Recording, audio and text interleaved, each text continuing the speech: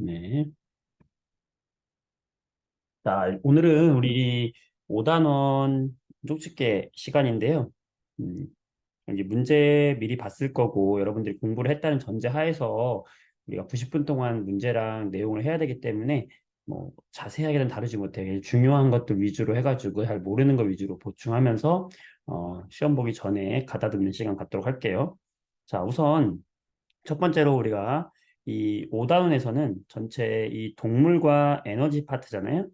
그래서 소화를 어떻게 하는지, 그 다음에 순환작용은 어떻게 일어나는지, 그 다음에 우리가 숨 쉬는 호흡은 어떻게 일어나는지, 그 다음에 노폐물을 밖으로 내보내는 이 배설이라는 건 어떻게 일어나는지에 대해서 하나씩 다룰 건데, 우선 이 소화작용이라는 걸 하려면 우리가 음식을 먹었을 때 먹은 음식물이 우리 몸속에서 어떻게 분해되는가, 이렇게 여러 개로 붙어 있던 이 음식물이 잘게 잘게 쪼개지는 과정이 소화거든. 그러니까 우리 몸속에서 이렇게 잘게 잘게 쪼개지는 이런 어, 과정들을 어떻게 일어나는지 알려고 하니까 이 소화에선 중요한 게 뭐겠어요? 음, 어디서 장소가 중요하고 누가 우리가 누가라고 하는 건 소화 효소를 얘기하는 거거든요. 무엇을 영양소들 얘기하는 거죠. 그래서 탄수화물, 단백질, 지방을 어떻게 분해하는지를 이해를 해야 되고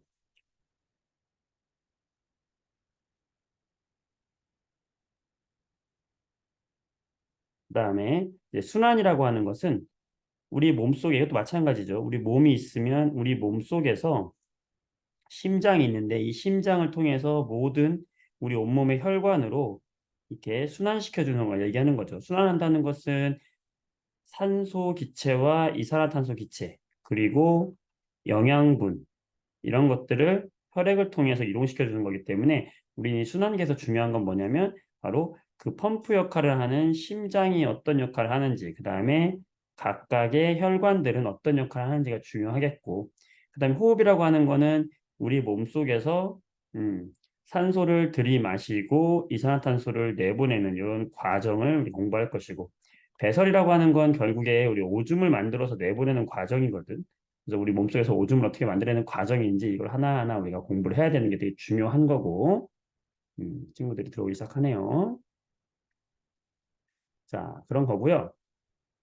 자, 그래서 일단 기본적으로 세포 조직, 세포들이 모여서 조직을 구성하고 조직이 모여서 기관이 되고 기관계 개체가 된다. 이건 이제 여러분들이 기본적으로 아셔야 되는 거고요. 넘어갈게요. 자, 그 다음에 영양소를 우리가 좀 중요하게 알아야 되는데 영양소는 크게 탄수화물, 단백질, 지방을 말하는 3대 영양소가 있어요. 얘네들이 왜 3대 주요 영양소라고 하냐면 이들은 전부 우리 몸에서 에너지로 사용이 되는 거야. 먹었을 때 우리가 에너지로 사용이 돼요. 에너지. 공통점은 뭐냐면 탄수화물, 단백질, 지방은 모두 에너지로 사용이 된다. 약간의 차이점이라고 하면은 이 중에 지방은 가장 많은 에너지를 낸다는 차이점이 하나 있고, 그 다음에 탄수화물은 우리가 많이 남게 되면은 얘가 저장은 지방으로 저장이 된다는 거. 이것도 함께 알아두면 되겠어요. 자, 다음 장 넘어가서 탄수화물, 단백질, 지방 말고 무기염류, 그 다음에 바이타민, 그 다음에 물이라고 하는 요 세 가지는 우리가 부영양소라고 이야기를 해요. 부영양소. 왜 부영양소냐면 앞에 있는 애들은 에너지원으로 사용이 됐지만 얘네들은 에너지원으로 사용되지 않아요. 즉 에너지를 만들지는 않아요. 그렇지만 어떤 역할을 하느냐 필요하다는 얘기지. 무기염류라는 것은 우리가 나트륨, 칼슘, 칼륨 뭐 이런 것들을 얘기하는 건데 결국에 이게 뭐냐면은 자, 나트륨이 나트륨 혼자 있는 게 아니라 Na 플러스, 칼륨 K 플러스, 칼슘 Ca2 플러스 이런 걸 말하는 거예요.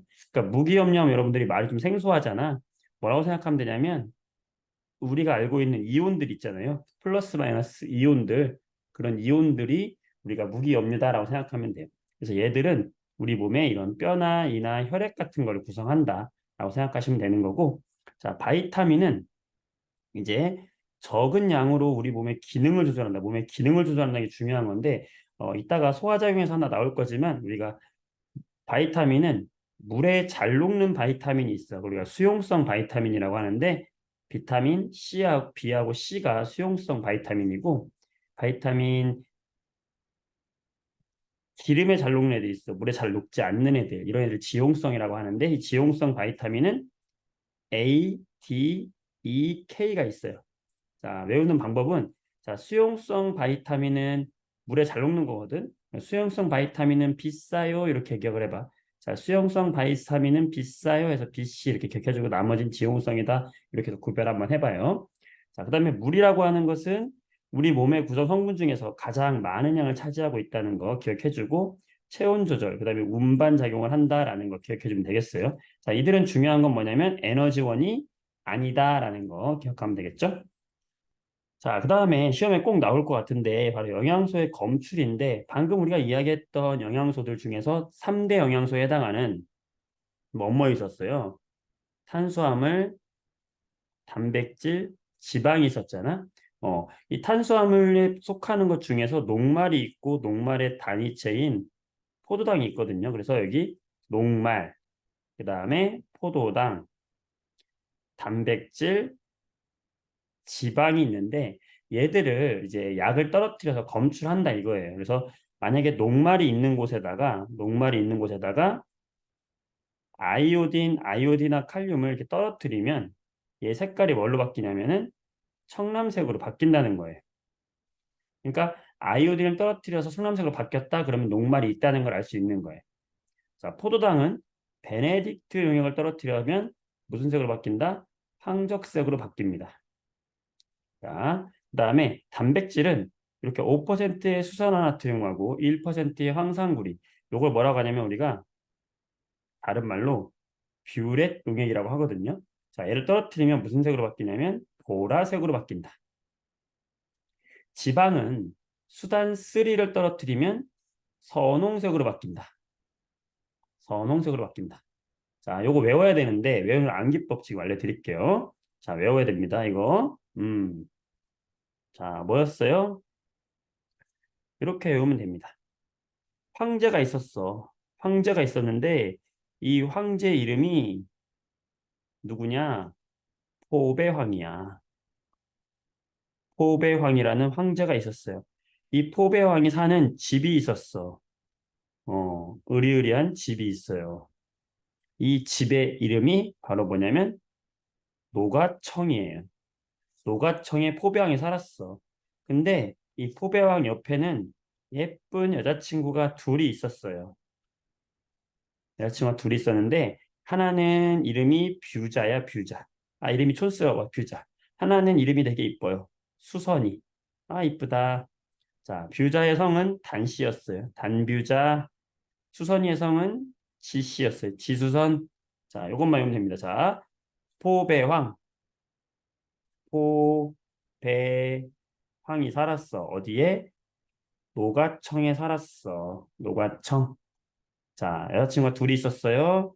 한 명은 뷰자, 단뷰자, 한 명은 수선이, 지수선 있었어요. 자, 이렇게 기억 한번 해보자. 뭐예요? 여기 위에는 그림하고 매칭 한번 시켜볼게요.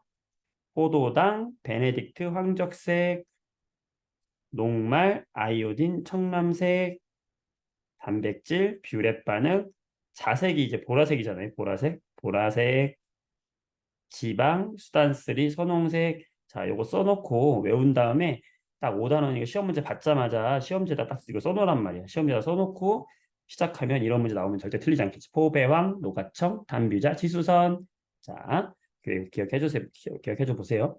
우리가 지금 쪽집게 특강이잖아. 그래서 이거를 개념을 하나하나 자세하게 하지는 못해요. 여러분들이 정리한다라고 생각하시면 되겠어요. 자, 지금 뭐 했습니까? 구성 단계 했죠. 그 다음에 뭐 했습니까? 영양소 했죠. 영양소 중에서 탄수화물, 단백질, 지방 3대 영양소 이야기했고 무기염류, 바이타민, 물이라고 하는 부영양소 이야기했고요. 자, 그다음에 영양소 검출하는 방법 이야기했죠. 네, 포배왕, 노가청, 단뷰자, 지수선 완벽하다. 자, 이제 그렇다면 이제 우리 뭘 해야 되느냐? 소화작용 하기 전에 문제풀이 간단하게 하나 해볼게요. 자, 5번 문제 이런 식으로 시험에 나오는 거예요. 자, 5번 문제 보도록 할게요. 자, 어떤 음식물로 아래와 같이 실험했더니 여러분 시험지 한번 보세요. A하고 D에서만 청남색과 보라색이 나타났대요. 여기서 무슨 색이? 청남색이. 그 다음에 D에서 무슨 색이? 보라색이. 자, 그럼 뭐 떠오릅니까? 아, 방금 했던 거다. 이런 문제 나온단 말이야. 그럼 써놓으라고. 어떻게? 음, 다 보자마자 알았죠? 노가청, 단뷰자. 음, 그럼 뭐예요? 녹말과 단백질이죠. 이렇게 있다는 걸 예측할 수가 있게 되는 겁니다. 네, 아시겠죠? 이런 식으로 우리가 접근하면 되겠는 거예요. 네, 이런 문제 나온다는 거. 나머지도. 자, 그리고 조금 이 문제가 난이도가 있게 나온다 그러면 이제 6번처럼 나올 수 있거든요. 6번 보도록 할게요. 자, 이건 뭐냐면 이제 침의 작용을 알아보기 위한 거예요. 우리 침 속에는 좀 이따가 이야기했지만 아밀레이스라는 소화 효소가 들어있다고. 이 아밀레이스가 하는 역할이 뭐냐면 우리 녹말을 먹잖아요. 이 녹말을 이 아밀레이스라고 하는 효소가 잘 알죠, 여러분들? 이 효소가 이제 침 속에 들어있잖아. 그럼 녹말을 분해해서 뭘로 만드냐면 엿당으로 분해해 준단 말이에요. 엿당. 음. 우리가 녹말을 검출하는 반응은 뭐였냐면은 아이오딘 반응이잖아. 녹말은 아이오딘 반응을 통해서 청람색이 나왔잖아요.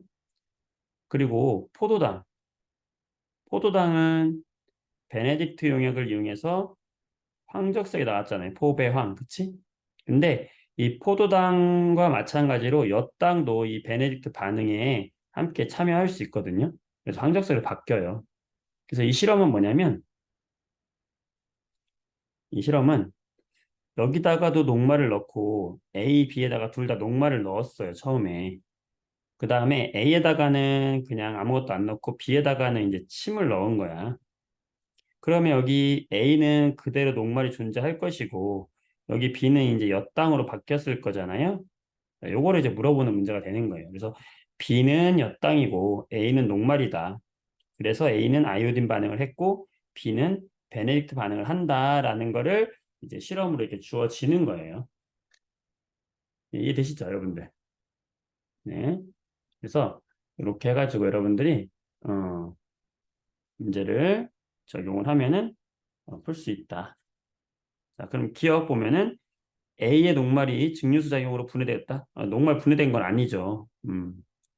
B는 녹말이 침 때문에 엿당으로 바뀌었다. 바뀌어서 이 실험을 통해서 이렇게 베네딕트 반응을 했다라는 걸 알 수 있는 거고요. 녹말 아무런 변화 모두 없는 게 아니라 B는 변함을 했죠. 그러니까 답은 니은이 된다. 이렇게 찾는 거예요. 그러니까 이런 식으로 영양소는 이렇게 출제가 될 수 있다는 거예요. 네, 됐죠? 자, 그럼 소화작용 넘어가 보도록 하겠습니다. 자, 우리 소화작용은 중요한 게 5페이지 한번 보세요, 여러분들.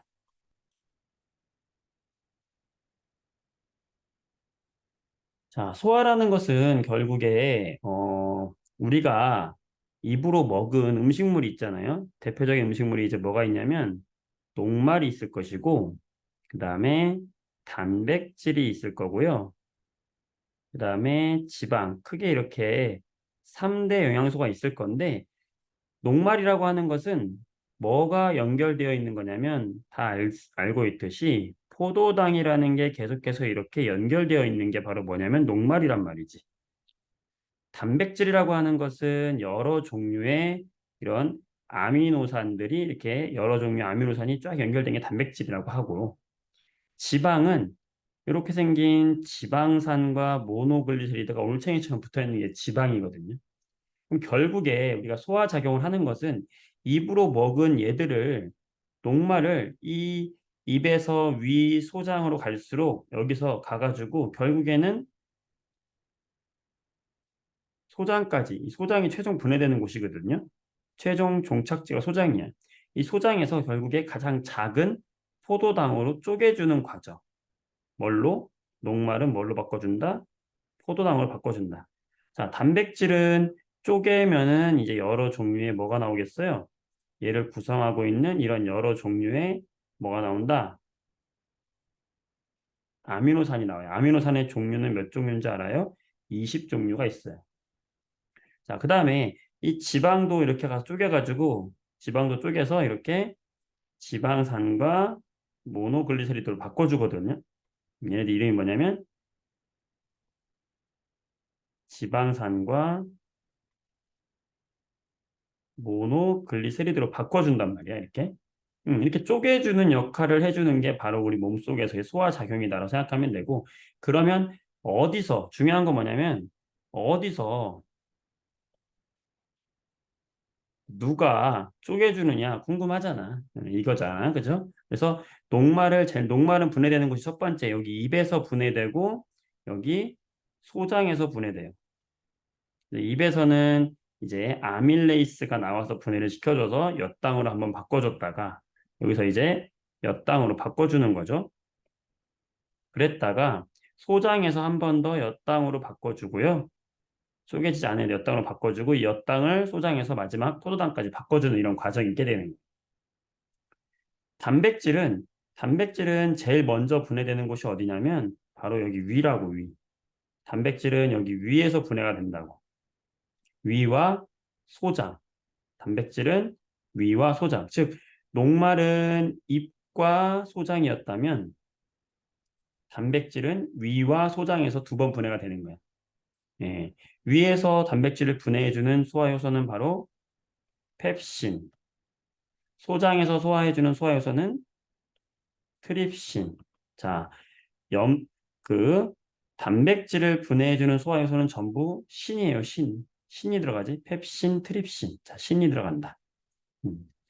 그럼 지방은 여기 소장에서밖에 분해를 못해. 소장에서 이제 라이페이스라고 하는 물질이 이제 소장에서 분해시켜 주는 거니까 소장에서 이 세 가지가 전부 분해되는 소화 효소가 나오는 거고 그걸 좀 이따 설명 따로 해줄게요. 이런 식으로 된다는 거 기억해 주시면 되겠고 그 다음에 한 가지 좀 중요한 것은 이 간에서 만들어지는 걸가 있어요. 쓸개즙 좀 기억하시고요. 자, 쓸개즙이 하는 역할은 뭐였냐면은 우리가 지방의 소화를 돕는 거예요. 지방을 부드럽게 만들어주는 거. 근데 얘는 쓸개즙을 만들어서 어디에 저장하냐면 바로 여기 옆에 있는 쓸개에 저장을 해준다고. 이 쓸개 저장했다가 여기 연결돼 있잖아. 여기 소장에서 쓸개즙이 분비가 돼요. 그럼 여기 지나가던 지방이 부들부들해졌다가 이 지방이 여기서 분해가 되는 걸 도와주고 여기서 이제 이자액이 나와가지고 지방을 분해해주게 되는 거예요. 자, 요 커리큘럼 한번 기억해 주시고 자, 그러면 전 과정을 보면 이렇게 되는데 우리가 기억해야 될 거는 방금 녹말, 단백질, 지방이 있는데 결국엔 녹말이 마지막에 뭘로? 포도당으로 분해된다. 단백질이 결국엔 뭘로 분해된다? 아미노산으로 분해된다. 지방이 결국엔 뭘로 분해된다? 지방산과 모노글리세리드로 분해가 된다. 이게 중요한 핵심이고 그때 녹말은 어디에서? 입에서 한 번, 소장에서 한 번. 단백질은 위에서 한 번, 소장에서 한 번. 지방은 소장에서만. 이렇게 분해해 주는 거죠. 자, 그 다음에 중요한 거. 여기 소장에서 지금 녹말, 단백질, 지방을 모두 분해하는 소화효소가 다 나오죠? 그게 어디에서 나오는 거냐면 바로 이자액에서 나온다고. 이자액. 네, 이자액 아까 기억나요? 그림에서? 바로 이거거든. 여기. 네. 이자 여기 있잖아. 그지? 네, 여기 이자잖아. 이자. 이 이자에서 바로 뭘 다 내보낸다고요? 녹말을 분해하는 누구? 아밀레이스. 그 다음에 단백질을 분해하는 누구? 트립신. 지방을 분해하는 누구? 라이페이스. 이 소화 효소들을 이자에서 전부 여기도 소장이야, 소장. 이것도 소장이거든. 소장으로 전부 분해한단 말이에요. 그래서 분해를 해서 소장으로 이렇게 분비를 한단 말이죠. 여기서. 소장에서 누가 분해되는 거예요? 바로 아밀레이스는 누구를 분해시켜 주는 거야? 바로 녹말을 분해시켜 주는 것이고 트립신은요. 단백질을 분해시켜 주는 것이고 라이페이스는 지방을 분해시켜 주는 거잖아. 그러니까 이 세 가지를 전부 다 분해시켜 주니까 얼마나 이 이자가 예술이야. 그렇지? 자, 요거 기억하세요. 야, 이자액은 예술이다. 아트라. 아트라. 자, 요거 기억해줘요. 이자액. 굉장히 시험 잘 나옵니다. 자, 소장에서 분비되는 이자액은 아트라, 아트라. 기억해주세요. 됐습니다. 자, 그다음 마지막으로 이렇게 분해된 마지막으로 분해된 최종 산물들 누구였어요? 바로 여기 소장으로 들어가는 포도당과 그 다음에 단백질이 분해됐던 누구? 아미노산과 그 다음에 지방이 분해된 누구? 지방산과 모노글리세리드. 자, 얘네들이 이제 소장에서 흡수가 돼가지고 얘들을 이제 어디로 보내주는 거냐면 심장, 우리 심장까지 다 보내요. 그러면 이 심장이 펌프질을 해가지고 이제 온몸으로 이 영양소들을 다 보내서 우리가 살아갈 수 있게 해주는 거거든요. 그럼 이 소장에서 심장까지 보내주는 길목의 역할을 하는 게 누구냐? 바로 이 융털이고, 이 오돌도돌한 융털이 표면적을 넓혀가지고, 이거 많이 봤을 거예요. 그렇죠? 표면적을 넓혀서 흡수가 잘 일어나게 도와주는 거잖아요. 네. 그래서 이 융털을 확대해서 보게 되면은 이렇게, 음, 모세혈관과 암죽관으로 이루어져 있다고. 이때 암죽관은 요 가운데 이렇게 노랗게 들어가 있는 거 있죠? 얘가 바로 암죽관이야. 근데 이 암죽관은요, 기름 성분이라고. 얘는 기름 성분이야. 그러니까 기름에 잘 녹는 애들이 여기 암죽관으로 들어가요. 그래서 기름에 잘 녹는 애는 누구겠어요? 우리가 지용성이라고 하는데 얘 기름에 잘 녹는다는 뜻이거든. 그럼 지용성이라는 건 누가 지용성이겠어요? 바로 지방에서 분해된 애들이겠지. 응? 지방에서 분해된 애들이 누구야? 음, 지방산과 모노글리세리드. 얘들이 바로 지용성 영양소고 이 지용성 영양소는 어디로 흡수된다? 암죽관, 지방 성분인 암죽관으로 흡수가 되고 자, 수용성이라는 건 물에 잘 녹는 애들이거든. 자, 누가 물에 잘 녹겠어요? 바로 포도당, 그다음에 아미노산 이런 애들은 물에 잘 녹아요. 그래서 물에 잘 녹아서 애들은 모세혈관으로 흡수가 돼요. 한 가지 이제 좀 더 여기서 심화적으로 나가면 이 모세혈관에 흡수된 애들은 간을 거쳐서 심장까지 가요. 근데 요 암죽간으로 흡수된 애들은 그냥 바로 심장으로 가는 요 차이만 있어. 요거는 좀 심화된 내용인데 학교에서 안 나올 가능성이 높은데 조금 어렵게 되는 학교는 가끔 나와요. 음. 자, 그 다음에 조금 더 이제 여기서 심화시키자면은 아까 선생님 처음 이야기할 때 바이타민이 있었잖아. 자, 바이타민 중에서도 물에 잘 녹는 바이타민이 있었어. 기억나요? 물에 잘 녹는 바이타민은 비싸, BC 기억하세요. 자, 물에 안 녹는 바이타민은 어때? 자, 그래서 물에 안 녹는 기름이 잘 녹아서 어떻게, 자, 이런 거야. 그래서 지용성과 수용성이 들어가는 입구가 다르다는 거. 요거 기억하면 되겠습니다. 자, 마지막으로 대장은 소화가 되는 것이 아니라 소화액은 없고 주로 이제 물이 흡수되기 때문에 여기서 제대로 안 되면 이제 우리가 설사 같은 거 하면은 이런 거 대장에 문제가 있는 거예요. 네, 이렇게 기억해 주시면 되겠어요. 자, 문제풀이 들어가 보도록 하겠습니다. 자, 여기 11번 문제 같이 풀어볼 텐데요. 11번 문제 한번 보세요, 여러분. 11번. 다 풀어봤을 수도 있고, 안 풀어봤을 수도 있는데, 다시 한번 풀어보실래요? 11번. 네. 시간 1분 드릴게요. 이 리을의 내부 구조와 A 부분을 확대해서 나타낸 것이다. 결국에 리을이라고 하는 건 소장을 말하는 거예요. 그러니까 아까 이야기했던 모세혈관과 암죽관에서 누가 흡수되느냐. 음. 그럼 이 A라는 거는 뭘 말하는 겁니까? 융털이 되겠죠? 그리고 이 융털을 확대하면은 이 가운데 들어있는 이 B는 뭐가 되겠어요? 기름 성분이 흡수되는 누구? 암죽관이 될 것이고 여기는 물 성분이 흡수되는 누구예요? 바로 그렇죠. 모세혈관이 되겠고 뭐가 잘 흡수된다? 모세혈관에는 물에 잘 녹는 포도당과 아미노산, 암죽관에는 지방산과 모노글리세리드. 그 다음에 바이타민으로 따지면 모세혈관은 수용성 바이타민 비싸요, 비싸. 암주과는 지용성 비타민 어떻게 암주관. 자, 이렇게 된다라고 생각하고 풀면 되겠죠.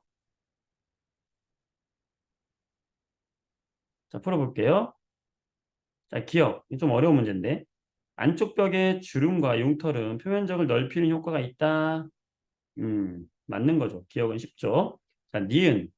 A로 흡수된 영양소는 전부 간을 지나는 것은 아니다. 간을 지나는 것은 아까 수용성만 간을 지난다고 했기 때문에 어, 모세혈관으로 간 것만 간을 지난다. 조심해야 돼요. 이게 이제 니은이 좀 헷갈리는 거였고요.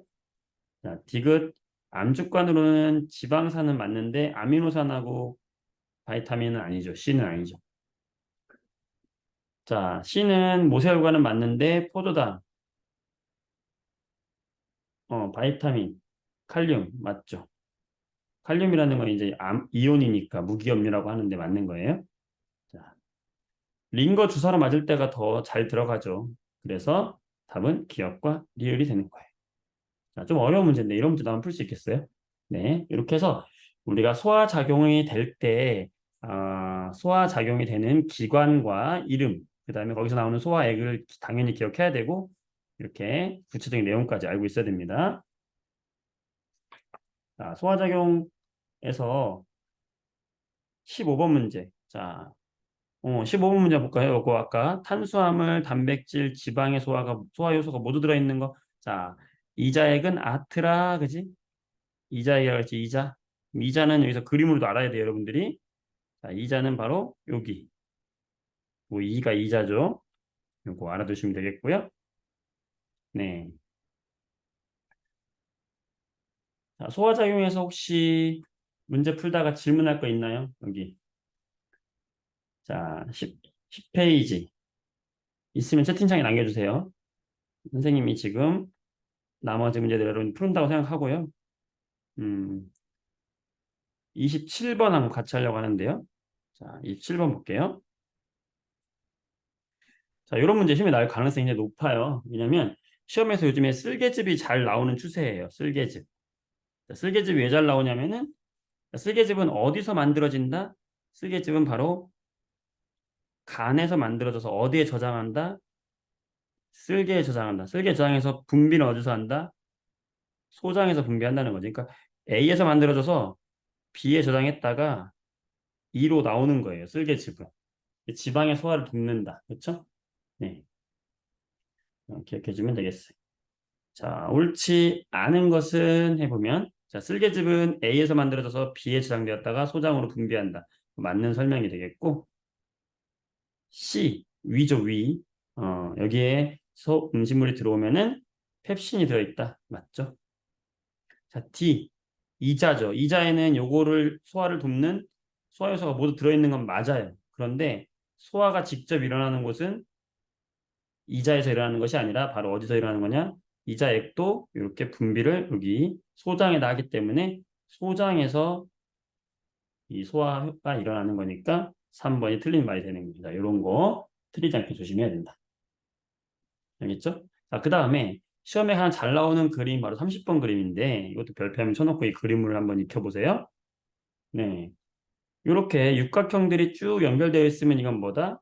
녹말이에요. 자, 이렇게 색깔이 다른 것들이 쭉 연결되어 있으면 이건 뭐다? 단백질이고요. 이렇게 지방이라고 말할 수 있어요. 음. 그러면 요 A는 뭘까? 단백질이 처음 분해시키는 소화효소 펩신. 두 번째 분해시키는 소화효소 트립신이라고 했죠. 그 다음에 지방을 분해하는 이자에게 있는 효소 라이페이스라고 했죠. 네. 그러면 옳은 것을 고르시오. 답은 5번 되겠죠. 지방에 대한 설명이니까. 그렇죠? 이 그림 상당히 중요한 그림이니까 시험 들어가기 전에 한 번 더 명심해 주기 바랍니다. 네, 이렇게 소화는 정리하도록 할게요. 여러분들 뒤에 있는 문제들 다 똑같은 문제들이거든요. 한 번씩 풀어보도록 하세요. 될까요? 음. 자, 여기 주관식 문제는 좀 필요하니까 이 32번 문제 한번 해봅시다. 32번 문제 한번 다시 풀어보세요, 여러분. 소화 효소와 소화액 요거 다 아셔야 되거든요. 풀어보세요.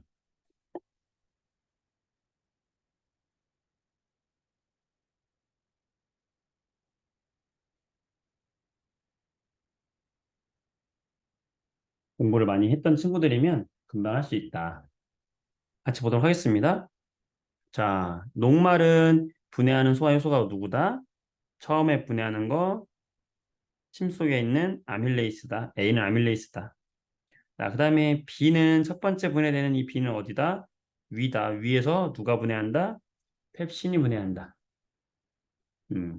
그 다음에 지방은 여기 라이페이스. 방금 나왔던 거죠? 라이페이스가 분해해준다. 자, 최종 분해 산물. 녹말의 최종 분해 산물은 뭐였어요? 그렇지. 포도당이고 단백질은 누구지? 펩신이지. 자, 이렇게 해서 잘 정리해 두도록 하세요. 자, 소화는 이렇게 마무리를 하면요 되고요. 중요한 거는 지금 소화에서 이야기했듯이 중요한 건 뭐냐면 녹말 단백질 지방을 소화하는 소화 요소들은 누구고 얘들이 어디서 어떻게 분해시켜 주느냐 요거 생각해 주시면 되겠고 그 다음에 이제 이 그림상에서 명칭 어, 여기에 이름이 누구냐 하는 거 잘 기억해 두시면 되겠고요. 되겠습니다. 자, 순환 넘어갈게요. 갈 길이 멀죠? 순환입니다. 네. 자, 순환에서는 크게 우리가 두 가지 기억하면 돼요. 첫 번째는 바로 심장을 기억하면 되죠. 두 번째는 혈관을 기억하면 됩니다. 어, 자, 심장에서 기억할 거는 심장에 방이 4개가 있다. 방이 4개가 있다. 자, 사람이 이렇게 있다 그러면은 이 사람을 기준으로 했을 때 이쪽이 오른쪽이잖아. 그렇죠? 오른쪽. 이쪽이 왼쪽이잖아. 좌. 이 사람을 기준으로 했을 때죠. 그러니까 여기가 뭐야? 우. 오른쪽 심장. 여기가 왼쪽 심장이 되는 거죠. 자, 위쪽에 있는 게 방이죠. 방.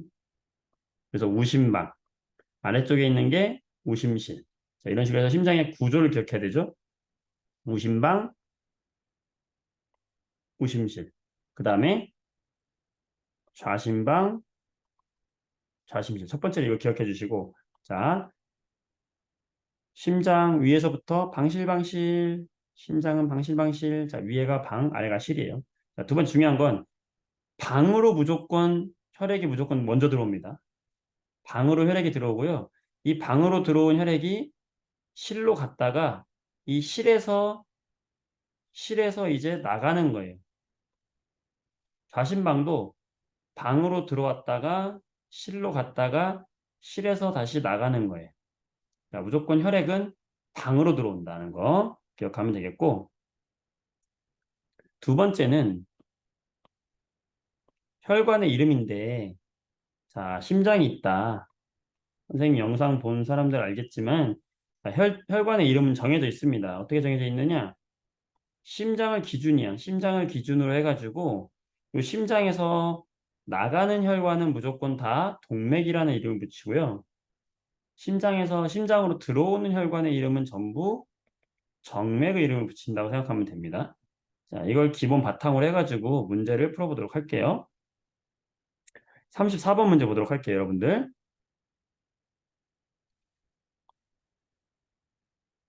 심장 구조죠? 자, A 이름 뭡니까? 예, 이건 알아야 되지. 우심방이죠. B는요? 우심실이죠. C는요? 좌심방이죠. D는 좌심실이죠. 예, 그쵸? 그러면 이 우심방으로 이렇게 방으로 들어오는 건 이 두 개의 길이 있는데 어쨌든 방으로 들어오는 거는 전부 뭐다? 정맥이다. 심장으로 들어오는 건 뭐다? 전부 정맥이라고 해요. 정맥. 정맥이고요. 그래서 이렇게 A로 이렇게 들어오는 온몸을 돌고 온몸에서 다 돈 혈액이 처음에 A로 들어오는 거예요. 제일 먼저. 제일 먼저 들어오는 곳이 A라고요. 그래서 온몸을 돌고 크게 들어온다. 그래서 이 혈관의 이름이 대정맥이 되는 거고, 이 대정맥으로 들어온 혈액이 A에서 어디로 가냐면 B로 온단 말이지. 그 다음에 이 B에서 심실에서 이제 펌프질을 빵 하면은 B에서 이제 나가는 거야. 나가서 어디로 나가냐면은 여기 폐로 나가요. 폐. 폐로 가서 야, 우리 몸에 좋은 산소 받아와 그러는 거야. 이 폐가 우리 몸의 정화조다 생각하면 정화조. 음. 여러분들 이 폐로 가서 우리가 몸에 좋은 산소를 다시 바꿔오는 거예요. 정수기라고 생각하면 정수기. 음. 그러면 지금 이 나가는 비에서 나가는 이 혈관의 이름은 뭘까요? 나가니까 무조건 뭐야? 동맥이야. 동맥인데 폐로 나가기 때문에 얘 이름은 바로 뭐냐면 폐동맥이 되는 거야. 자, 이름 짓는 법 알겠어요? 자, 그럼 폐로 갔다가 이 폐에서 이제 어떻게 한다?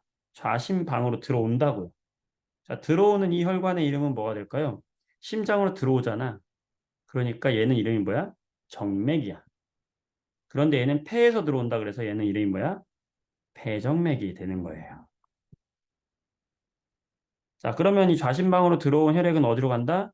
좌심실로 오죠. 이 좌심실로 왔다가 이제 다시 온몸으로 나갈 거 아니야? 이 온몸으로 나가는 이 혈관, 나가니까 동맥이고 온몸으로 나가니까 이 혈관의 이름은 대동맥이 되는 거예요. 자, 혈액 흐름 순서 아시겠어요? 자, 잘 안 보이지만 다시 한번 해볼게요. 온몸을 돌고 들어옵니다. A로, B로 왔다가 폐로 갑니다. 폐동맥. 폐에서 심장으로 들어옵니다. 폐정맥. 좌심방, 좌심실로 왔다가 다시 온몸으로 나갑니다. 대동맥. 자, 요 그림도 있고요. 다른 그림도 보도록 할게요. 41번 그림 보도록 할게요. 자, 요 그림도 마찬가지거든요.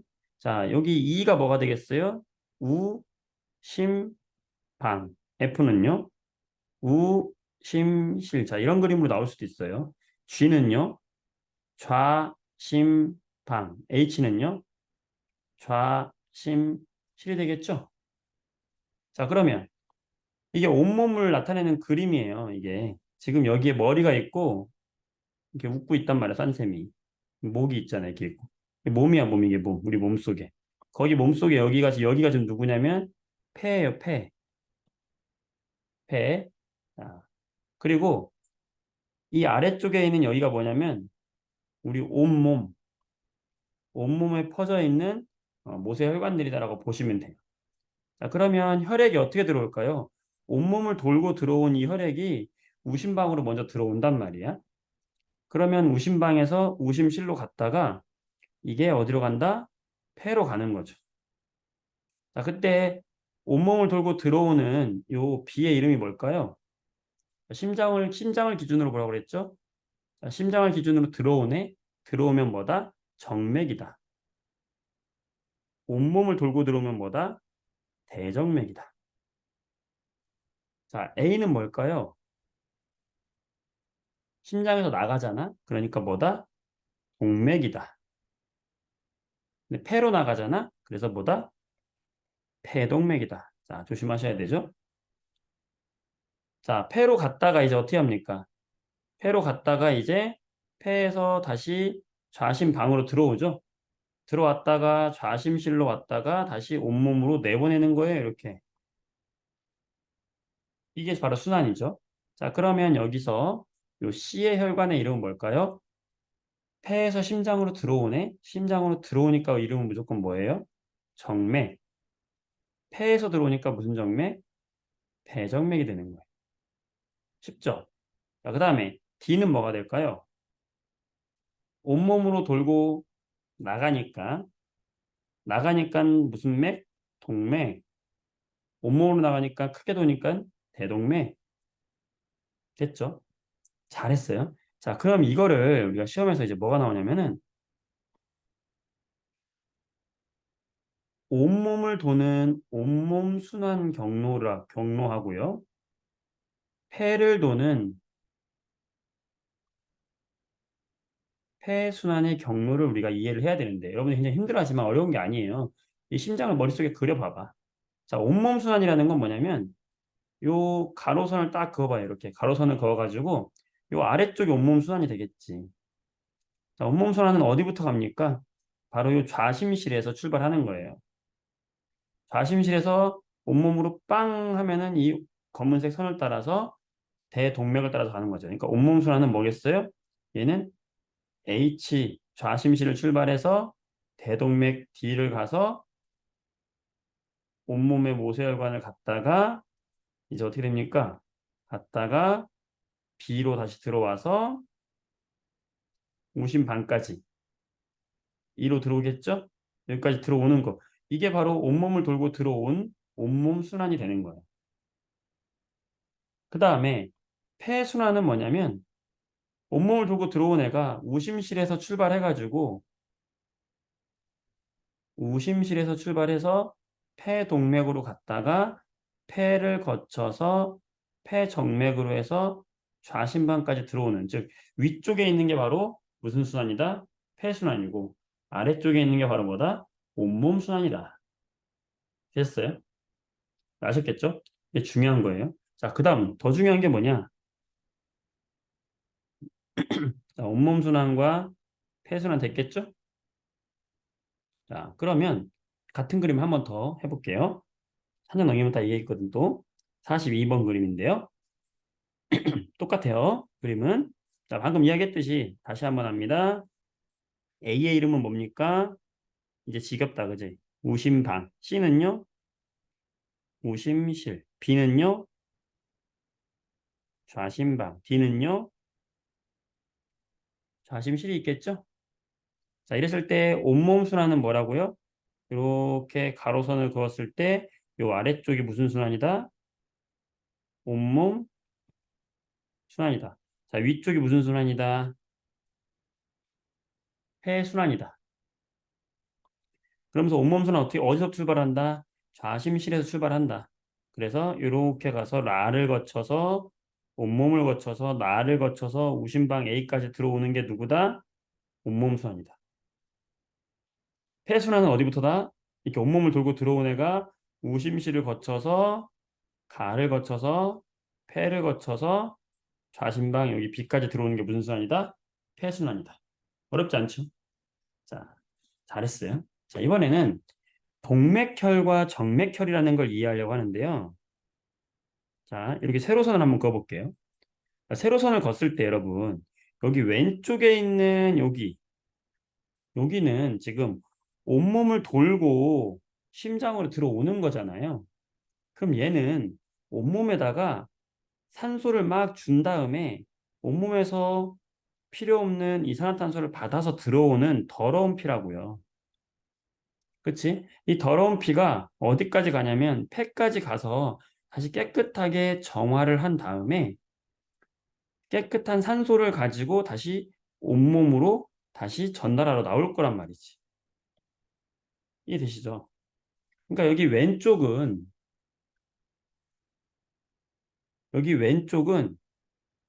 더러운 피야. 온몸에 그러니까 CO2가 더 많은 거죠. CO2 양이 많은 더러운 피. 이런 피를 우리가 뭐라고 하냐면 정맥 혈이라고 하는 거예요.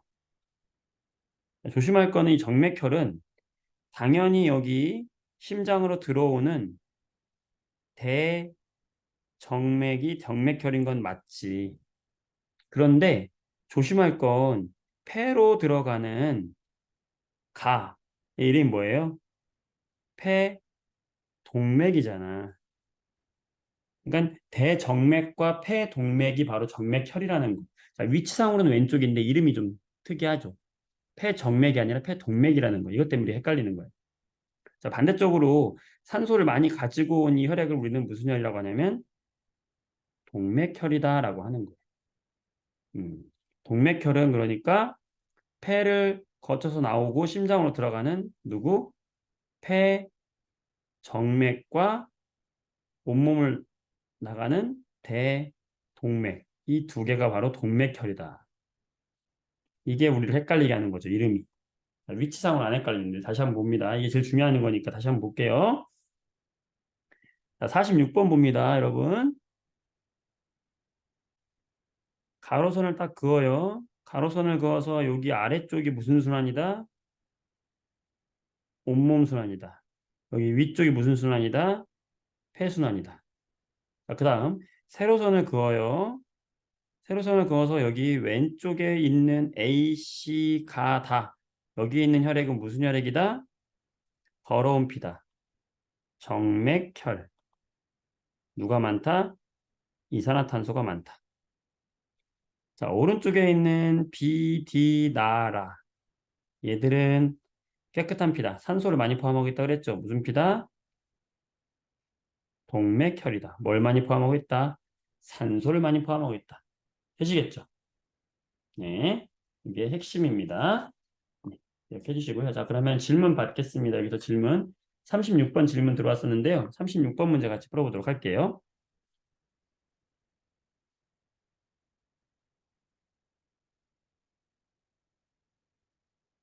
우리가 이제 혈관의 구조, 시험에 굉장히 잘 나오는데요. 36번 문제 한번 풀어보세요.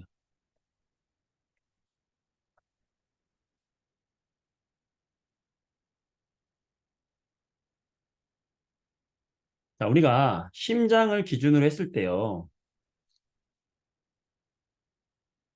이 심장을 기준으로 했을 때, 좀 크게 그릴까? 자, 심장이 이렇게 있었어요. 그랬을 때, 온몸으로 내보내는 심장이 누구였냐면 바로 얘였단 말이에요, 여기. 얘가 지금 온몸으로 쫙 펌프질을 빵 하면서 여기서 온몸으로 쫙 내보내야 되는 애지. 얘 이름이 누구죠? 그렇지. 좌심실이죠. 그러니까 이 좌심실은 가장 힘이 세야 돼. 그치? 따라서 좌심실이 가장 두꺼운 거예요. 그리고 얘가 좌심실에서 나가는 이 대동맥이 동맥이죠, 동맥. 이 동맥은 높은 혈압을 견뎌야 되니까 세게 빵 나가는 이 혈압을 견뎌야 되니까 가장 두껍고 탄력이 있어요. 그리고요, 이 대동맥에서 간 이 혈관이 이제 온몸으로 퍼진단 말이에요. 온몸에 퍼지면서 이 온몸에 있는 세포들 있잖아. 이 세포들한테 얘들이 가지고 온 양분과 산소를 필요한 걸 막 주는 거예요. 그때 여기 지나가는 이 얇은 혈관을 우리는 뭐라고 하는 거냐면 모세혈관이라고 하는 거죠. 음. 그러니까 이 모세혈관은 가장 얇아요. 가장 가느다라. 여기서 물질 교환이 이루어지기 때문에 세포층이 하나로 되어 있어요. 가장 느리고. 음. 그 다음에 다 준 다음에 이제 천천히 집으로 돌아와야 되죠. 자, 돌아오는 혈관이 바로 뭐냐면 정맥이야. 그러니까 정맥은 속도가 빠를까 느릴까? 느리다고요. 얘는 느려. 느리니까 어떤 일이 생기냐면은 혈액이 가다가 이렇게 뒤로 거꾸로 막 떨어지는 경우가 생겨요. 못 올라가고 힘이 없어서. 그럼 이 혈액이 거꾸로 가는 거를 막아줘야 되잖아. 그래서 여기 자세히 보면은 혈액이 지나가는 길목에 이렇게 자동문이 하나가 있어요. 막이 있어, 막. 이 막이 이름이 바로 판막인데 이 판막이 혈액이 거꾸로 흐르는 거, 역류라고 하는데 역류를 막아주는 거예요. 그래서 힘이 없을 때 꿀럭꿀럭 하면서 야, 그래도 올라가면서 여기 넣어줘야 돼. 그래서 가장 두꺼운 건 동맥이고요. 가장 얇은 건 모세혈관이다. 그다음에 판막이 있으면 정맥이다라는 거예요. 그래서 여기 A, B, C를 봤을 때 판막을 제일 먼저 보는 거야. 여기 C에 보니까 판막이 있잖아. 아, 판막이 있구나. 그럼 C는 누구다? 정맥이다. 이 찾는 거예요. 그다음 B는 당연히 뭐예요? 모세혈관이 되는 것이고 A는 가장 두꺼운 누가 되는 거야? 동맥이 돼야 되는 거야. 자, 이렇게 찾아놓고 하면은 좀 쉽게 할 수 있죠. 자, 설명으로 옳은 것은 뭐냐? 1번.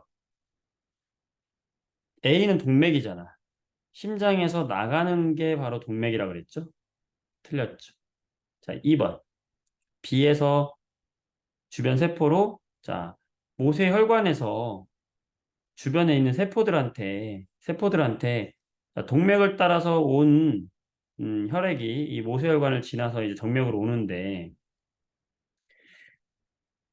이 모세혈관으로 가는 이 혈액은 처음에 갈 때는 뭘 많이 가지고 가겠어요? 산소를 많이 들고 간다고. 산소와 뭐를? 양분들을 많이 들고 가서 아, 배달 왔어요. 새벽 배달 왔어요. 새벽 배송 왔어요. 양분 드릴게요. 그러면서 얘 세포들한테 양분 주는 거잖아. 그러니까 주변 세포로 이산화탄소와 노폐물을 주는 게 아니라 산소와 영양분을 줘야죠. 그리고 이산화탄소와 노폐물은 다시 받아서 오는 거니까 순서가 잘못됐죠. 그러니까 1번이면 틀린 것이고 자, C. 산소가 적은 혈액이 된다. 어, 이 모세혈관에다가 이 동맥은 착하단 말이야. 산소를 다 주고 쓰레기 받아갖고 오는 거예요. 그러니까 산소가 적은 혈액이 흐르겠지. 음, 정맥에는 산소가 적은 혈액이 흐른다. 정맥혈이라고 아까 얘기했죠. 그래서 되는 거예요. 혈액이 흐르는 방향은 ABC가 되는 거죠. 그래서 A가 더 두꺼운 것이고 그래서 4번, 5번 틀린 거 답은 3번 됩니다. 할 수 있겠어요? 네. 그 다음 질문이 또 질문해 보시면은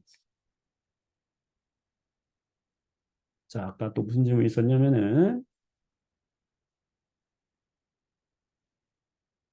67번 질문 있었고 자, 또 질문 있으면 채팅창에 남겨주세요. 자, 이렇게 해서 순환 한번 정리를 해봤습니다. 이런 식으로 하면 되겠고요. 자, 그 다음에 38번도 보게 되면은 여러분이 순환을 제일 어려워하는 것 같아요. 보면 순환이 제일 어렵다고 하더라고 친구들도. 자, 38번을 보시겠어요. 38번도 시험에 잘 나올 수 있는 그림인데 요 단면적을 기억해 보세요. 단면적을 봤을 때 이 단면적이 가장 높은 얘가 기억에 해당하는 게 누구냐? 얘가 바로 모세혈관이에요. 모세혈관. 모세혈관은 굉장히 얇지만 여러 군데 많이 많이 퍼져 있기 때문에 이 표면적을 말하는 거지.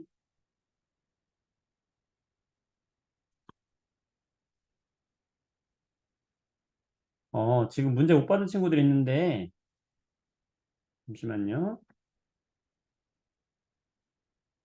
문제들은 카톡으로 선생님이 보내줄 수 있어요. 카톡으로 주세요. 카톡으로 메시지 주시면은 이 자료 보내드릴게요. 여기로는 지금 못 보내드려요. 카톡으로 연락 주세요. 네. 음,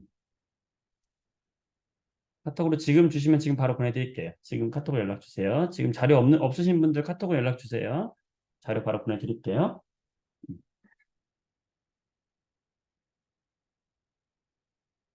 네, 잠시만요.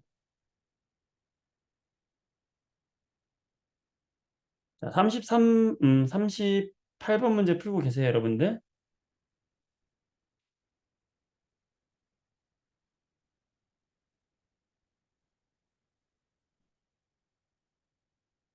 자료를 못 받은 친구가 있으셨군요.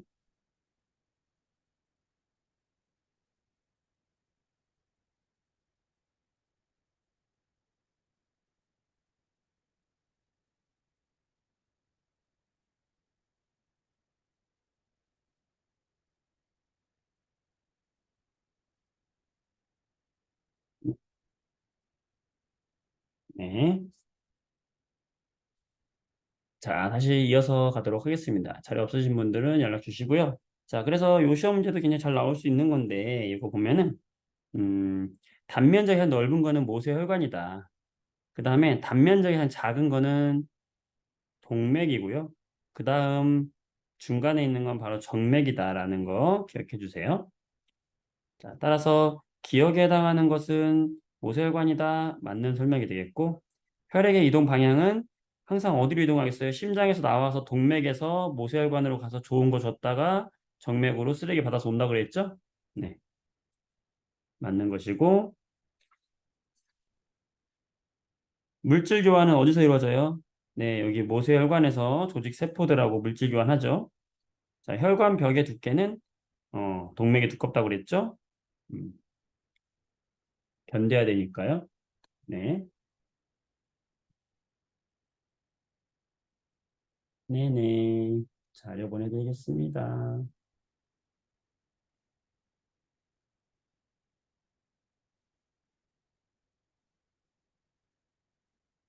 네, 이렇게 되시겠고, 자, C는 심장 맥동에 따라서 맥박이 발생한다. 여기 모세혈관은 굉장히 느리게 가기 때문에 맥박은 동맥과 정맥에서 발생하는 거기 때문에 틀린 거예요.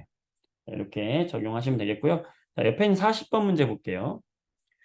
자, 40번 문제는 혈구, 우리가 기억을 해줘야 되거든요. 혈구.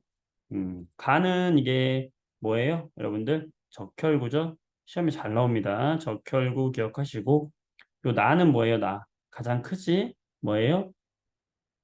백혈구 기억하시고, 자, 다는 가장 작아요. 뭐예요? 혈소판 기억하시고. 이 각각의 역할을 알아야 되죠?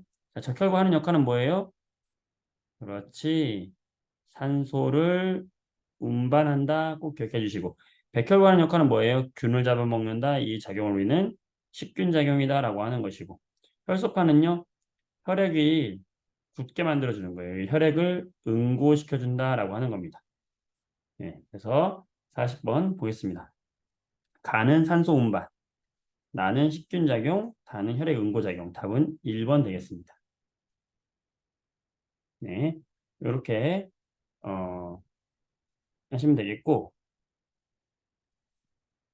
이거랑 연결돼서요. 어떤 문제를 보면은 53번 문제를 보겠습니다. 자, 이 문제도 시험에 나올 수가 있는데 자, 이 문제가 시험이 왜 잘 나오냐? 한번 풀어보세요. 적혈구의 개수와 백혈구의 개수와 혈소판의 개수를 가지고 물어보는 거죠.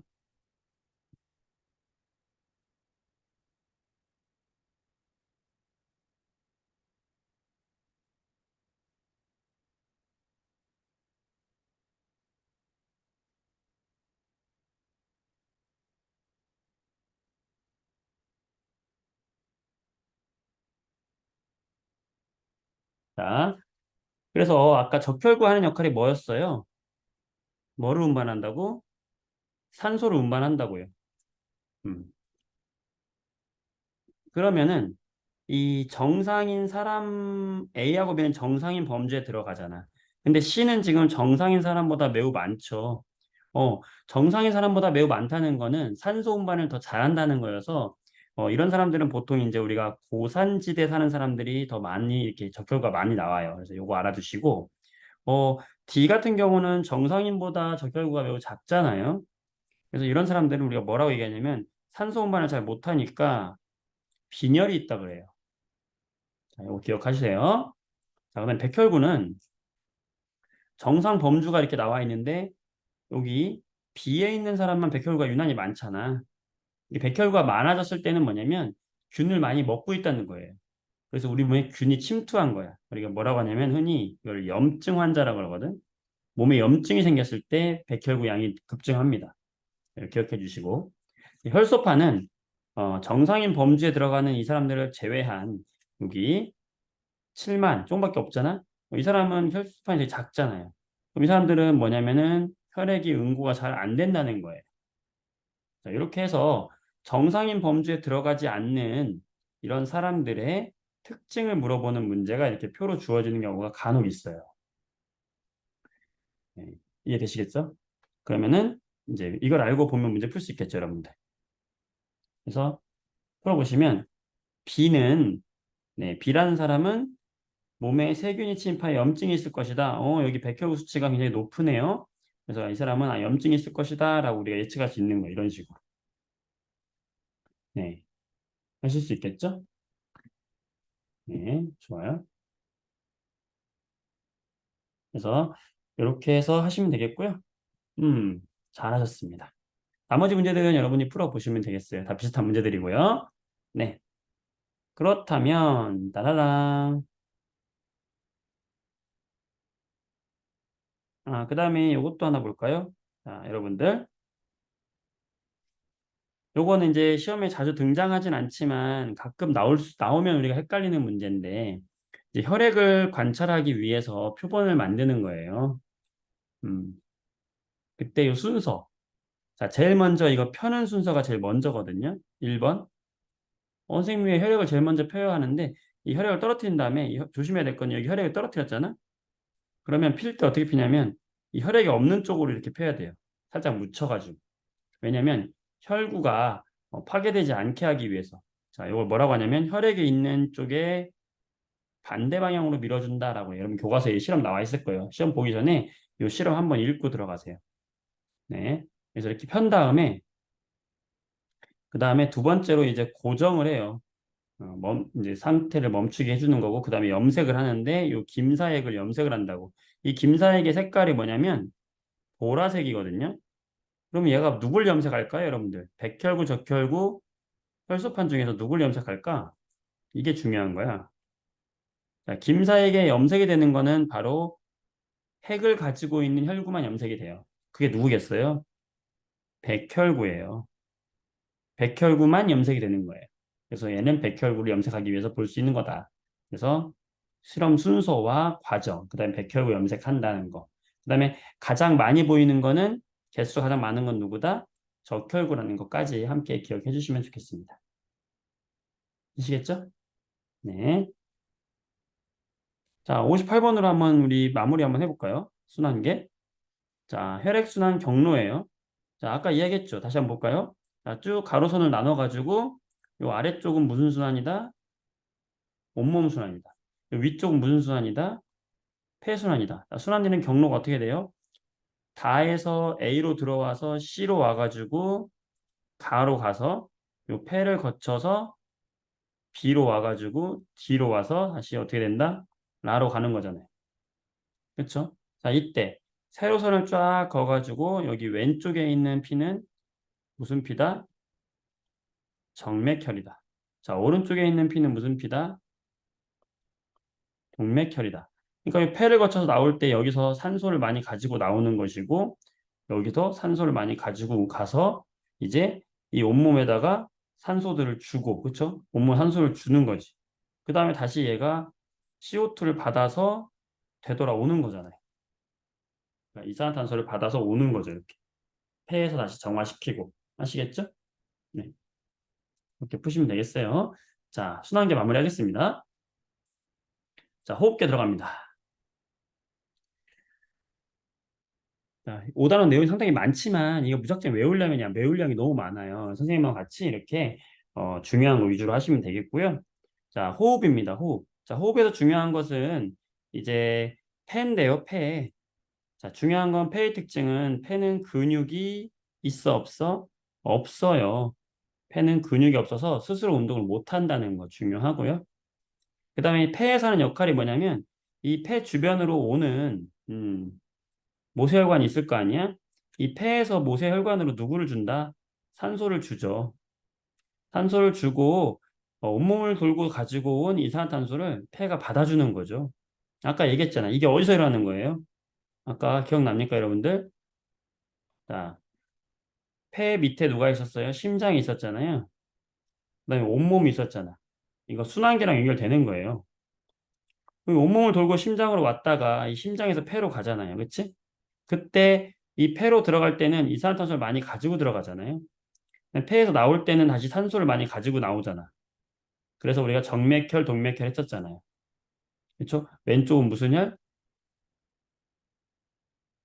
정맥혈. 오른쪽은 무슨 혈? 동맥혈 이렇게 얘기했잖아요. 그러려면 이 폐에서 무슨 일이 벌어져야 되겠어? 가지고 온 이산화탄소를 받아야 되고요. 몸에 좋은 산소를 다시 줘야 될 거 아니에요? 그 역할을 한다는 게 지금 중요한 거예요. 아시겠죠? 네. 중요한 거는 이제 폐, 근육이 없다는 거. 두 번째 중요한 거는 폐는 수많은 폐포들로 되어 있다는 거. 기억해 주시고.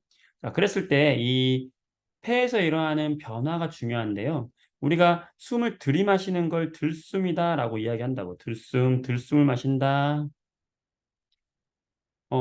폐는 근육이 없기 때문에 숨을 들이마실 때 어떻게 들이마시냐면은 이 폐 전체의 공간을 늘려야 되는데 요 밑에 있는 막을 우리가 가로막이라 그래. 이 가로막을 숨을 들이마시면 가로막이 아래로 내려가고 이 위에 있는 갈비뼈가 위로 올라간다고. 그러면서 이 폐의 공간, 이 공간을 우리가 흉강이라고 하거든. 이 흉강의 부피가 커지는 거예요. 자, 흉강의 부피가 커지면 반대로 압력은 낮아지거든요. 압력이 낮아지니까 밖에 있는 공기가 안으로 들어오게 되는 거예요. 그래서 들숨이 되는 거예요. 자, 이거를 우리가 모형으로 하면 이 고무막을 가로막이라고 하면 고무막을 잡아당기잖아. 그럼 폐가 부풀어요, 이렇게. 부풀면서 빨대 안쪽으로 공기가 들어오면서 폐가 부풀게 되는 거야. 어, 같은 원리라는 거예요.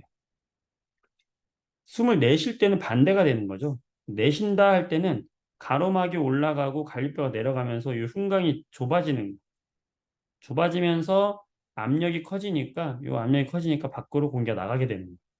이 고무막을 밀어 올리면 고무풍선이 쪼그라드는 거랑 똑같은 원리예요. 자, 이렇게 해서 기억해 주시면 되겠고요. 자, 그 다음에 두 번째, 이 폐에서 일어나는 기체 교환의 원리가 되게 중요한데요. 이렇게 어, 온몸을 돌고 들어온 이 혈액이 폐에서 이산화탄소를 주잖아요. 산소를 받잖아. 이 원리, 이걸 확대해서 보게 된 게 바로 오른쪽 그림인데, 이 오른쪽 그림을 보게 되면은 이게 폐포잖아요. 폐포.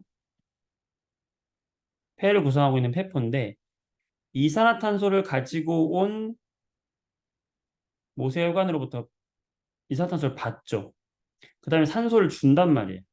자, 이 원리가 뭐냐? 바로 확산이에요. 확산 별표 좀 치시고. 확산의 원리다. 확산이라는 건 뭐냐면 농도가 높은, 그러니까 고농도라고 그래. 이 고농도에서 농도가 낮은 저농도 쪽으로 기체가 이동하는 걸 확산이라 그래요. 뭐 액체가 이동하는 것도 마찬가지고. 그러니까 농도가 진한 데서 농도가 낮은 데로 이동하는 거야. 그러니까 이산화탄소가 이렇게 폐포 쪽으로 가는 거는 이산화탄소의 농도가 폐포 쪽과 모세혈관 중에서 누가 농도가 높을까요? 폐포 쪽이, 아니, 폐포가 아니라 모세혈관 쪽이 이산화탄소 농도가 높기 때문에 이산화탄소가 폐 쪽으로 이동하는 거고요. 산소는 반대로 폐포 쪽이 산소의 농도가 높기 때문에 모세혈관 쪽으로 산소가 침투하는 거예요. 이해하시겠어요? 농도 차이가, 어, 폐에서 농도 차이가 이렇게 나기 때문에 이산화탄소는 폐가 받아들이고 산소는 폐가 내준다. 이게 온몸으로 가서는 이 조직 세포에 가서는 반대로 작용해야 되겠지. 조직 세포에다가는 우리가 산소를 줘야 되잖아. 이산화탄소 받아야 되고. 이거 역시 확산에 의해서 이렇게 나눠진다라는 거예요. 그래서 여기 이 그림을 보게 되면 이거 중요한 그림인데요. 모식도인데 왼쪽이 폐예요. 그러면 폐에서 산소를 준다는 거지. 이산화탄소는 받고. 자, 오른쪽은 온몸이에요. 온몸에 가서는 온몸에다가 산소를 주고 이산화탄소를 받아갖고 온다. 이 뜻이야. 원리가 뭐다? 확산이다. 자, 이게 바로 호흡이에요. 호흡은 이게 다예요.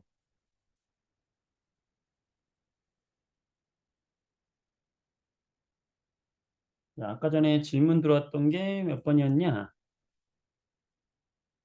질문 들어온 게 67번이었죠? 네. 67번 문제 한번 보도록 할게요. 자, 이 문제인데요. 그림은 폐포에서 일어나는 기체 교환 과정이다. 자, 폐포라는 게 중요하죠. 자, 폐포라는 것은 지나가는 이 혈관에다가 나를 주겠죠. 이게 뭘 주겠어요? 바로 산소를 줘야 되겠죠. 적혈구한테. 그리고 이산화탄소는 주세요. 쓰레기 가져온 거 주세요 하고 받겠지. 그러니까 가는 이산화탄소고 나는 산소가 될 것이고 요 A는 지금 폐로 들어오는 혈관이고 B는 폐에서 나가는 혈관이라는 걸 알 수 있어요. 그럼 A는 폐로 들어오니까 심장에서 나가서 폐로 들어오니까 심장을 기준으로는 동맥이고 이름은 폐동맥이 되겠죠. B는 심장으로 들어가는 거니까 정맥이고 이름은 폐정맥이 되는 거죠. 자, 그럼 1번. A와 B에 흐르는 혈액의 성분은 똑같을까? 다르죠. 왜냐하면 폐동맥에는 이제 우리가 이산화탄소의 양이 많다면 이제 나갈 때는 산소를 많이 가지고 나갈 거잖아. 다르겠죠. 그다음 2번. A에서 들어오는 혈액에는 산소가 많을까요? 어, 산소가 산소가 많지 않고 이산화탄소가 많겠지, 그지? 음. 3번. 가는 이산화탄소, 나는 산소다. 이게 맞는 말이 되겠죠. 적혈구는 산소를 운반하는 애잖아. 이산화탄소 운반하지 않는다고요. 이산화탄소 운반은 우리 그 혈장이 하는 거예요, 혈장. A에서 B로 가는 동안에 이산화탄소가 많아지는 게 아니라 산소를 얻어서 가니까 여기 지나가면 산소를 얻어서 갈 거 아니에요? 산소의 양이 많아지겠지. 답은 3번 되는 거예요. 굉장히 중요한 문제입니다. 그러니까 폐에서는 요 정도, 호흡기에서는 요 정도로 알면 돼요. 될까요? 네. 자, 그 다음에 여기 나머지 문제들은 여러분이 이제 한번 풀어보시면 될 것 같아요. 또 질문 있을까요? 호흡기에서 질문 있을까요? 넘어가도 되겠어요. 나머지 문제들 풀어보세요. 넘어가겠습니다. 요거 하나만 풀어볼까요? 82번. 82번 문제만 풀어볼게요. 호흡 운동의 원리거든요. 사람의 호흡 기관이다. A, B의 이름을 써라. A는 뭐겠어요? 갈비뼈 되겠네요. B는요? 그 흉곽을 덮고 있는 요 밑에 있는 막이죠. 가로막이라고 하는 거죠. 가로막. 자, 그 다음에 2번. 자, 날숨이라는 원리. 자, 날숨이라는 건 우리가 밖으로 내뱉는 숨을 말하는 거잖아. 자, 날숨이 되려면 이 가슴 안에 있는 이 흉강이 부피가 쪼그라들면서 얘를 공기를 밀어내는 거예요. 그러니까 쪼그라들려면은 갈비뼈가 위에서 아래로 내려와야 되고 가로막이 아래에서 위로 올라와야 되겠지. 그러면서 흉강의 부피가 작아져야 되는 거예요. 그러니까 흉강의 부피가 작아져서 압력이 어때야 돼요? 높아져야 된다는 거지. 그 원리를 이용해 써주면 되겠죠? 자, 그러면 A가 내려가고 B가 올라가니까 흉광의 부피가 작아지고 압력은 높아진다. 그래서 공기가 나간다라는 거죠. 굉장히 중요한 거예요. 네, 이 정도 정리하시면 되겠어요. 될까요? 네, 잘하고 계십니다. 이제 마지막 우리가 배설을 한번 해볼게요. 배설. 자, 배설은요.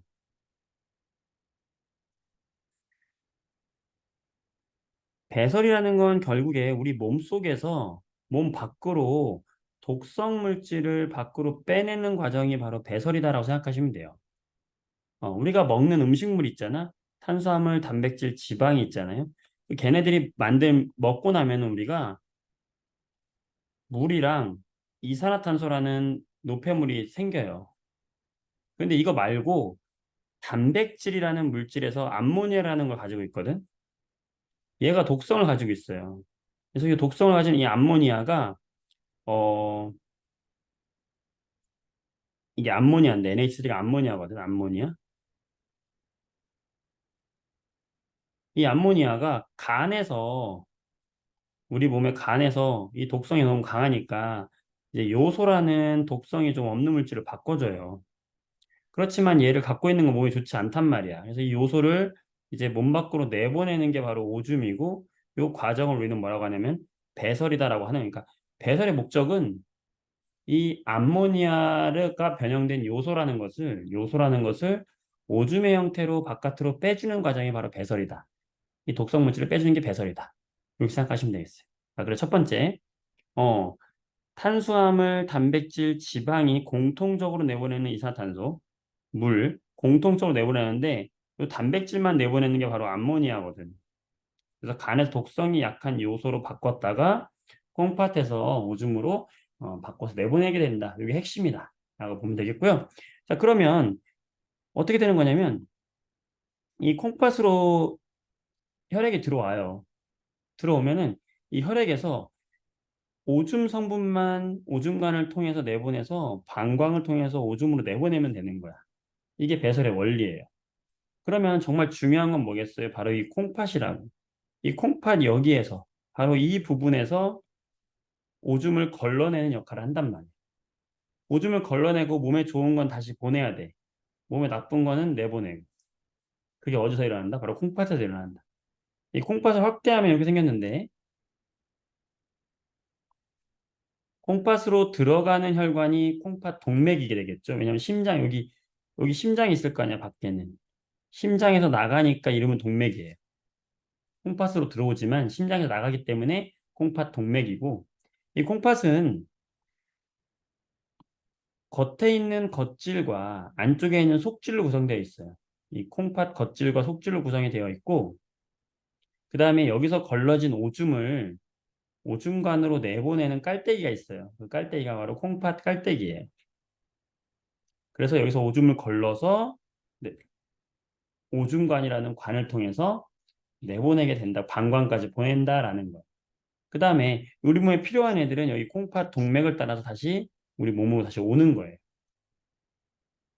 그러니까 콩팥을 걸러서 정맥과 오줌관으로 나눠져 간다라고 생각하시면 되는 거죠. 되시겠어요? 자, 그러면 걸러지는 과정이 어떻게 되는가를 볼 건데 이 콩팥 겉질과 속질을 보게 되면 여기를 보게 되면 바로 이런 주머니가 있는데 여기에 실처럼 막 들어가 있다. 그래서 이걸 사구체라고 해. 사구체, 실 모양의 공이다. 그래. 사구체.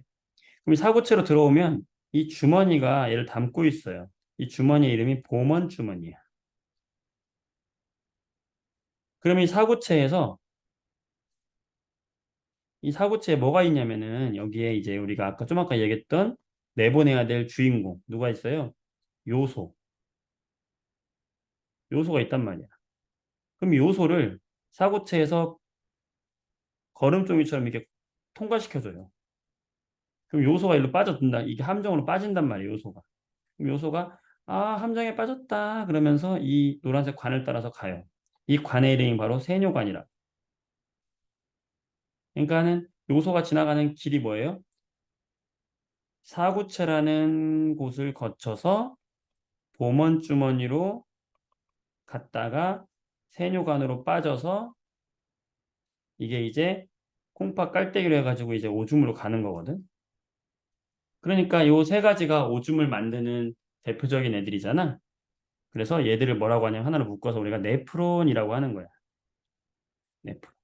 자, 어떻게 외우냐면 자, 네프론은 굉장히 중요한 거잖아. 네프론을 중요하니까 사보세, 돈 주고 사보세, 네프론 사보세, 사구체, 보먼주머니, 세뇨관, 네. 이렇게 해서 오줌을 만들어낸다라는 거예요. 자, 그럼 이거를 조금 단면도를 보게 되면 자, 요 그림으로 볼 수 있는데요. 다시 한번 보면 이 콩팥 동맥, 즉 콩팥으로 이제 지금 들어온단 말이야. 들어와서 여기 사구체가 있다 그랬잖아요. 여기 사구체. 아까 선생님이 여기 요소만 얘기했는데 너무 헷갈릴까 봐 요소만 얘기했는데 이 요소가 여과가 된다 그랬잖아요. 여기로 요소. 근데 여기로 들어오는 애들 중에는 요소만 있는 게 아니라 뭐도 있냐면 혈관이니까 영양분인 포도당도 있고요. 아미노산도 있어요. 그래서 이 요소하고 포도당하고 아미노산도 크기가 작기 때문에 다 여기 함정에 빠져요. 그러면 포도당이 아이고야 나도 빠졌어. 아미노산이 아이고야 나도 빠졌어. 아야 나는 빠지면 안 되는데 나 왜 빠뜨렸니? 이런단 말이야. 그치? 어. 그래서 이 포도당하고 아미노산 같은 애들은 이쯤 가가지고 다시 모세혈관이 미안해, 너 잘못 데리고 왔다. 넌 다시 우리한테 필요하니까 흡수해 줄게. 재흡수라 그래. 음. 그래서 이 포도당과 아미노산은 다시 재흡수가 되는 거야. 너무 신기하죠? 그리고 이 요소들 중에서 여기에 함정이 안 빠지고 지나가서 살아남은 애들이 있어. 그럼 요소가 나는 살았지롱 하면서 막 지나가. 그러면 얘네들이 야, 요소 아직 있네. 너는 다시 들어가. 여기도 함정이 있어 하면서 다시 넣어줘. 넣어주는 걸 분비라고 그래. 그래서 이 오줌으로 가는 거에는 요소가 가득 차도록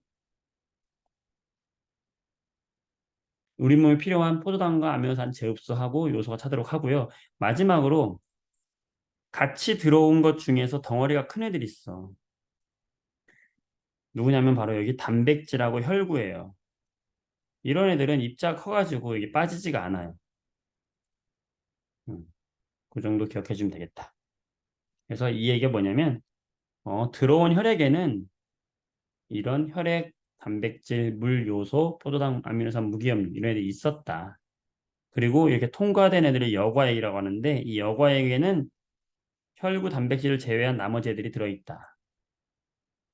그런데 재흡수가 일어나기 때문에 결국 오줌에는 물하고 요소, 무기염류만 남는다라는 거예요. 네, 이 핵심입니다. 네. 그래서 중요한 거, 여과의 과정을 거친다. 재흡수도 거친다.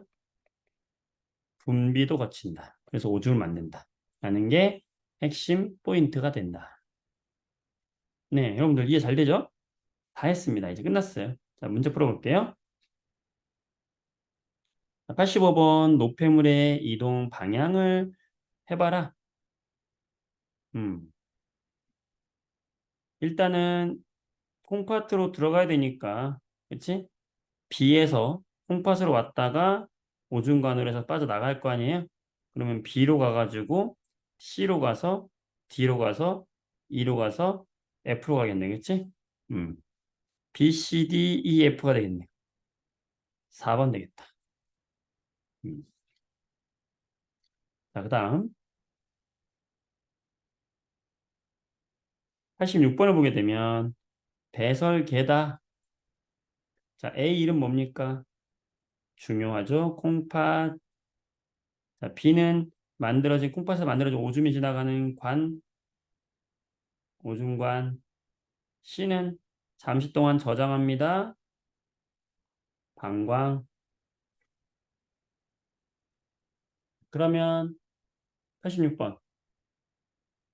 옳은 것은 뭐냐? 자, A에서 암모니아를 요소로 전환한다. 자, 암모니아를 요소로 전환하는 곳은 어디였어요? 간이라고 했어요. 간. 틀렸고요. C는 혈액 속에 노폐물을 걸러내는 콩팥이다. 아니죠. 오줌관, 여기 방광이라고 했으니까 틀렸고요. B는 보먼주머니와 연결된 것이 아니라 방광과 연결된 거죠. A는 콩팥, 사구체 보먼주머니로 이루어진 네프론이 기본 단위다. 음, 사구체는 네프론은 사구체 보먼주머니 그다음에 또 뭐 있어요? 세뇨관도 있어야죠. 사보세. 답은 5번 되겠습니다. 네, 배설계. 재밌다. 자, 요거 89번 중요한데요. 자, 오줌이 생기는 과정이다. 간단히 나타낸 것이다. 자, 콩팥 동맥 들어왔어요. 그러면 가로서 쭉 빠지는 걸 뭐라고 한다 우리가? 여과됐다라고 하는 것이고 자, 이렇게 다시 필요한 건 가져갑니다. 뭐라고 하죠? 다시 흡수한다. 재흡수라고 하는 것이고 필요 없는 거 다시 가져가세요. 분비라고 하죠. 여과, 재흡수, 분비 되겠죠? 네. 그 다음에 93번 보겠습니다. 배설계 그림이다. 네, 옳지 않은 것은 뭐냐? 음, A가 뭐예요? 콩팥이죠. B는 오줌관이고 C는 방광, D는 요도. 그렇죠? 자, 우리가 네프론이라고 하는 거 아까 그건 어디에 있냐면 바로 E와 F에 있어요. 자, E는 뭐라고 하는 거죠? 콩팥 겉에 있는 껍질이다 그래서 겉질. F는요, 속에 있는 껍질이다 그래서 속질. G는 이런 깔때기라 그래서 무슨 깔때기? 콩팥 깔때기라고 한다고 그랬죠? 네. 그러면 옳지 않은 것은 1번. A는 오줌이 생기는 곳이다. 콩팥에서 오줌을 만든다고 그랬죠? 맞고요. B 오줌관 어때요? 맞죠? 네프로는 겉질과 속질에 위치하는 거예요. 맞다. G. G는 방광이 아니라 G는 뭐라고 했어? 콩팥 깔때기. 방광은 요거 C가 되는 거죠. 답은 4번 되겠네. 자, 오줌은 A, B, C, D로 가는 거죠. 만들어져서. 네, 잘했습니다. 네, 남은 시간은 여러분들 질문 받도록 할게요. 여기까지 했는데 잘 이해 안 되는 거 있으세요? 네, 채팅창에 남겨주세요. 질문이나 문제, 질문. 이 문제 풀어주세요. 아니면은, 선생님, 어, 이 부분 다시 한 번만 설명해 주세요. 뭐 이런 거 있으면 질문 남겨보세요. 있을까요? 자, 자료 없으신 분들은 자료 카톡으로 요청해 주시면 다시 자료 보내드리도록 하겠습니다. 내일은 6단원이 진행이 돼요. 그래서 여러분들 내일 오시면 6단원 되고요. 6단원 시험 보면 아닌 친구들은 뭐 다음에 함께 하시면 좋겠고 어쨌든 네, 채팅으로 질문 나왔습니다. 아, 네, 오픈 채팅방 비번은요. 0709입니다. 모두한테 보내드릴게요. 오픈 채팅방 들어오세요. 오픈 채팅 B번 0709. 초대장 보내드릴게요. 김민석 학생님. 초대장 보내드리겠습니다. 또 질문하세요, 여러분들.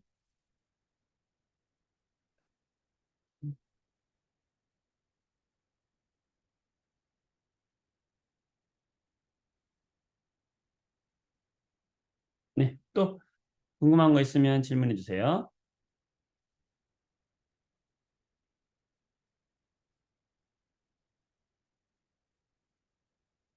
네, 문제 꼭 이거 시험 보기 전에 다 꼭 한 번씩 풀어보시고요. 예, 문제 풀다가 잘 모르는 거 있으면 있잖아요. 카톡으로 보내주시면 답변해 드리니까 카톡 활용하세요. 네.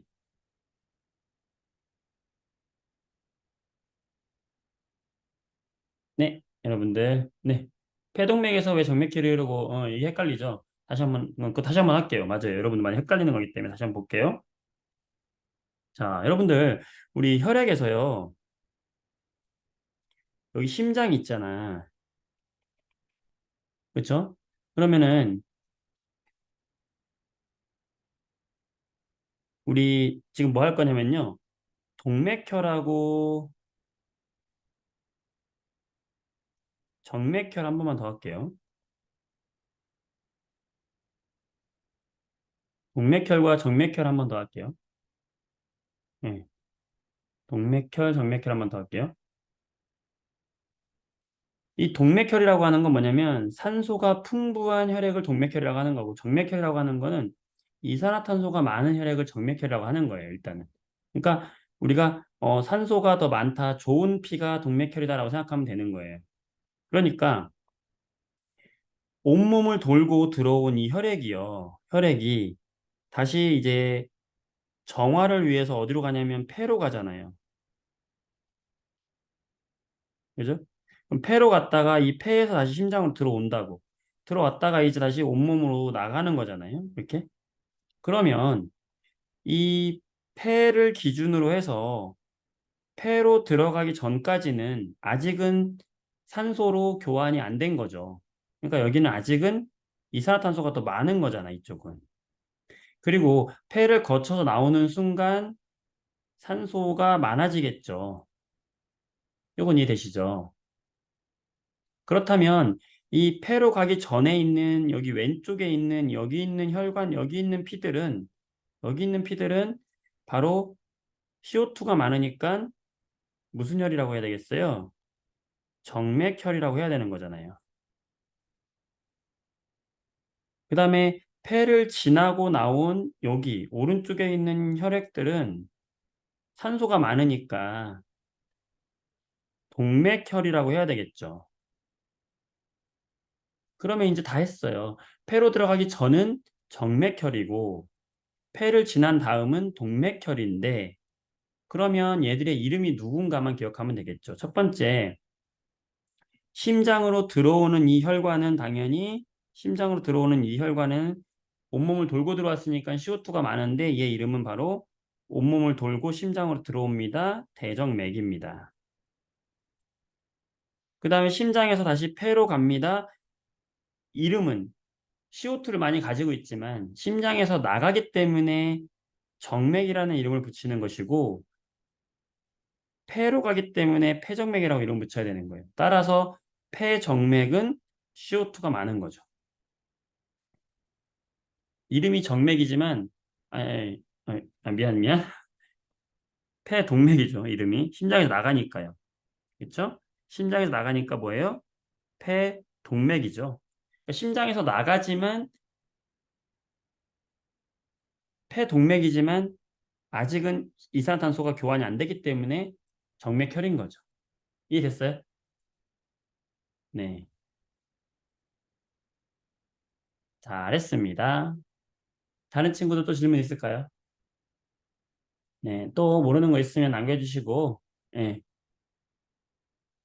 또 질문 있으면 남겨주세요. 없으면 오늘 여기까지 할게요. 네. 여러분들 수고 많으셨습니다. 영상도 여기 채팅방에다 남겨드리니까요. 영상 한번 참고하세요. 수고했습니다, 여러분.